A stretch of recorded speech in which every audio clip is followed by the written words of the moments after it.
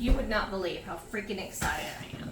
I just got in the mail this sourdough starter that is dried out, and we're going to reconstitute it. It came from my brother-in-law that lives in California, and thank you, Dan and Deb.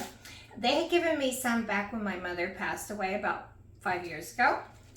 And when I moved up to New England and I had my knee surgery, it got frozen. I didn't get to feed it. A whole bunch of things happened. And yeah, guys, I killed it. So I'm really excited that Dan let me have some more. And yeah, guys, this stuff is old. I can't remember if it was 25 or 35 years old.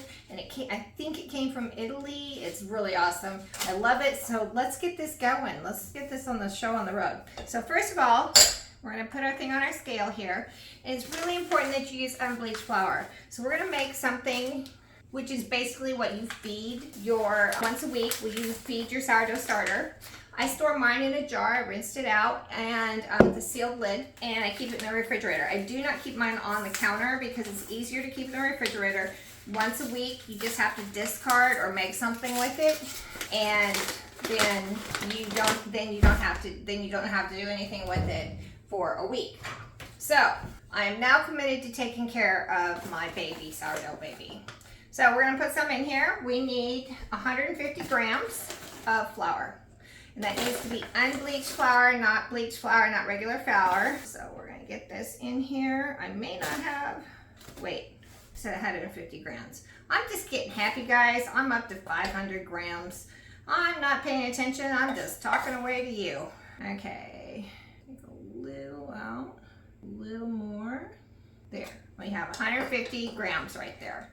Now, we also need 105 grams of spring water. Guys, we have a spring near us that I go and get my own spring water at. I love it. I love it. So we need 105 grams. Oops, that's way too much. I'm just getting all happy pants, guys. Still not too much, 110. I think it's 102. Well, maybe I need to use a tablespoon. I'm not as proficient at measuring in grams and liters as I am at cups and tablespoons and stuff, but you know, guys, it's okay. You can learn. Okay, throw that in my glass of water. Okay, so we got our liquid and our flour, and we're gonna mix this up. Yes, it's gonna be thick, guys. So we're gonna mix this up. Now, I may have to do this. I think that makes more liquid. I don't have enough in there. So you want enough flour in here to make it so it's like a thick, almost a thick paste. Because this is what's gonna feed this is how I usually do it, guys. I usually don't measure. If I was trying to be nice and measure for you guys, I usually just put my flour in and then I add water until it gets to the consistency I want it. It may be a little lumpy. Doesn't matter, guys. It's fine. I like to get it as smooth as I can, but I do know from experience it doesn't matter if it's lumpy. It will get unlumpy as it sits and processes. Now, as I was saying, you may have to feed this a couple of times to get it to come back to life. So what you do is you take your your active sourdough and put it on wax paper and you dry it out, and then you can keep it in the freezer and stuff like that. So we're just gonna pour it in and mix it in here, and that is going to rehydrate itself in here. And the way you can tell if it's ready and it's doing what it's supposed to, you'll see active bubbles in here.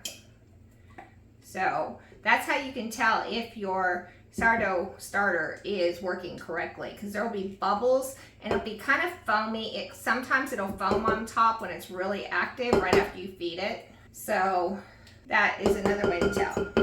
Now, you ask yourself, Kathy, why do you have such a big jar? Because over time, sometimes when I feed it, I don't use anything but a half a cup. Or sometimes I want to build it up and I want to use 2 or 3 cups, depending on what I'm making. If I'm making pretzels or bagels or anything like that. So all you do is put the lid on like this and wait, guys. And yes, I will be making some sourdough stuff with this sourdough, so stay tuned. And I have never made my own sourdough starter from scratch, but I know you can do that, or you can get started like I did from friends or family. So come along with me on my sourdough journey. I love sourdough. Either you love it or you don't.